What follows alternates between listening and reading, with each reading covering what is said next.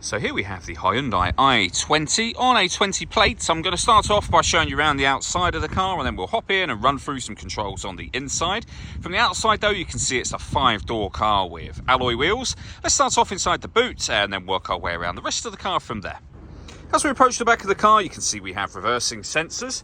Plenty of boot space as well, along with that 60/40 split folding rear seat should you wish to increase this space even further. Okay, so we're just going to work our way back around to the front of the car, and then we'll hop in and run through some controls on the inside. But now that we've done a full circle, you can see it's in fantastic condition the whole way round. Just briefly before we climb in, I think it's well worth seeing the interior from this exterior point of view. There's plenty to run through on the dashboard, so let's hop in and we'll do that now. Okay, now that we're inside the car, we're going to start with the dials. Over on the left-hand side, we have the rev counter and coolant temperature gauge. On the right-hand side, the speedometer and fuel gauge.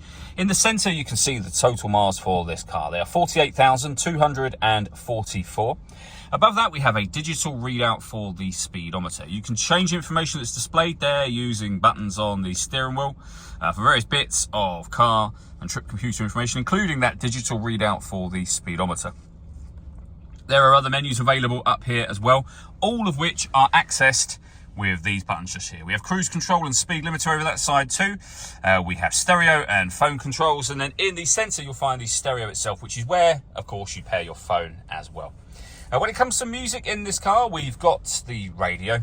Of course, this car's got DAB, FM and AM radio available in it. If you want to listen to your own music, there's a number of ways you can do that. You can connect up an auxiliary device, USB device. You can stream your music wirelessly via Bluetooth audio as well, all of which would be accessed here if something was connected. You can see auxiliary input. This car's also got Android Auto and Apple CarPlay available as well. So overall, plenty of ways to listen to your music. On top of all of that, we've actually got a full reversing color reversing camera, I should say, as well.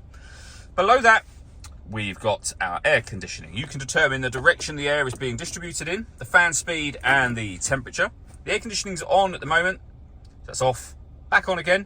You can recirculate the air that's in the car. That's a great way of heating it up or cooling it down quickly depending on the temperature you set here. We have a heated rear screen as well, and you can turn all of those off just as easily as you turn them on. Below that, we have our USB input, auxiliary input. USB inputs for music is this one. USB input for charging just here. We've also got a separate 12-volt charging socket there as well. And then the gear lever for the fully automatic gearbox. We can turn our parking sensors on and off, and this button turns off the stop and start. This car is designed to cut out when it's stationary in traffic, which in turn will save you fuel. The system is off when that light shows. All that leaves me to say is thank you for taking the time to watch this video. If you'd like to come and see the car in person and have a test drive, please feel free to give us a call here at Mach 1 Cars. We'd love to hear from you soon.